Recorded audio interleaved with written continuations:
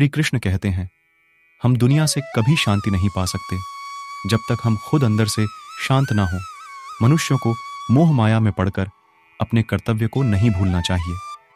मनुष्य की इच्छाएं हैं, यदि इच्छाएं पूरी नहीं होती तो क्रोध बढ़ता है, और इच्छा पूरी होती है तो लोभ बढ़ता है। इसलिए जीवन की हर स्थिति में धैर्य बनाए रखें तथा इच्छाएं सीमाएं में रखें। कर्मयोगी अपने मन और बुद्धि की शुद्धि के लिए ही अपने शरीर, मन, बुद्धि और इंद्रियों के साथ आसक्ति रहित होकर कर्म करते हैं। हे अर्जुन, मैं सर्वज्ञ हूं, मैं इस सृष्टि का रचनाकार हूं। मैं भूत, वर्तमान और भविष्य के सभी प्राणियों को तथा उनके विचारों को जानता हूं, किंतु वास्तविकता में कोई नहीं जानता है, ना ही समझता है। लोग कहते हैं अपनों के आगे झुक जाना चाहिए, किंतु सच बात तो यह है, जो अपने होते हैं वह कभी झुकने नहीं देते। परिवर्तन ही इस संसार का नियम है। यह प्रकृति है जो सभी गतियों का कारण बनती है। अहंकार से मोहित मूर्ख उस धारणा को धारण करता है जो कहती है मैंने किया। गर्मी और ठंड, सुख और दर्द की भावना इंद्रियों के अपनी वस्तुओं के संपर्क के कारण होती है।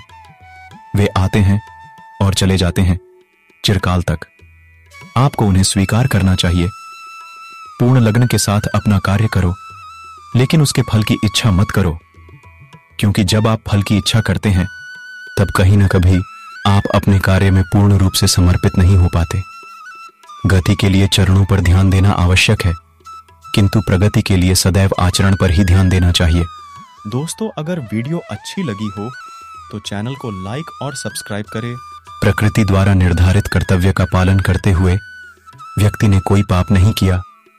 जिसका मन उसके वश में नहीं है, उसके लिए उसका मन शत्रु के समान है। वो मूर्ख हैं जो प्रेम को बकवास कहते हैं। प्रेम इस दुनिया की जड़ है जिससे दुनिया बनी है। अपनी इच्छा की शक्ति से अपने आप को नया आकार दें। अपने आप को कभी भी स्व इच्छा से नीचा ना होने दें। बुद्धिमान अपनी चेतना को एकीकृत करते हैं और कर्म के फल के प्रति आसक्ति को त्याग देते हैं। मनुष्य अपने विश्वास से निर्मित होता है। जैसा वो विश्वास करता है वैसा वो बन जाता है। मन चंचल होता है, यह इधर उधर भागता है और किसी भी कार्य की एकाग्रता का दुश्मन है।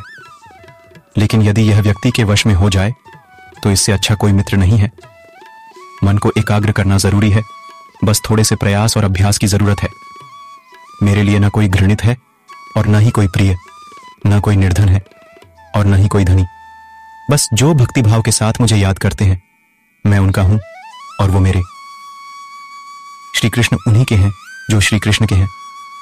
भगवान तो बस प्रेम भक्ति के भूखे हैं। जो भी उनकी भक्ति में लीन होता है, जो भी प्रेम से उन्हें याद करता है, वो सदैव उसका कल्याण करते हैं।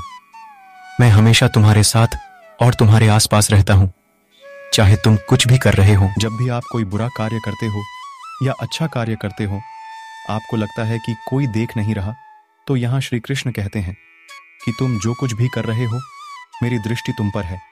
इसलिए आप यह मत समझे कि आप अकेले हैं, आपके साथ श्री कृष्ण सदैव हैं। जीवन में आधे दुख इस वजह से आते हैं क्योंकि हमने उनसे आशाएं रखी जिनसे हमें नहीं रखनी चाहिए थी। भावार्थ, हम सभी मनुष्य किसी न किसी अन्य मनुष्य से बंधे होते हैं, या कहो किसी दूसरे इंसान पर निर्भर रहते हैं, और इसी निर्भरता से हमारे मन में उम्मीद और आशाएं बानी रहती हैं कि हमारा कोई मदद कर देगा। जीवन में समय चाहे जैसा भी हो, परिवार के साथ रहो। सुख हो तो बढ़ जाता है और दुख हो तो बढ़ जाता है। ज्ञानी व्यक्ति को कर्म के प्रतिफल की अपेक्षा कर रहे अज्ञानी व्यक्ति के दिमाग को अस्थिर नहीं करना चाहिए। जो कुछ हुआ अच्छे के लिए हुआ, जो हो रहा है अच्छे के लिए हो रहा है, जो होगा वह भी अच्छे के लिए ही होगा। तो सकारात्मक रहो और अपना कर्म करो। दोस्तों, अगर वीडियो अच्छी लगी हो तो चैनल को लाइक और सब्सक्राइब करें। धन्यवाद।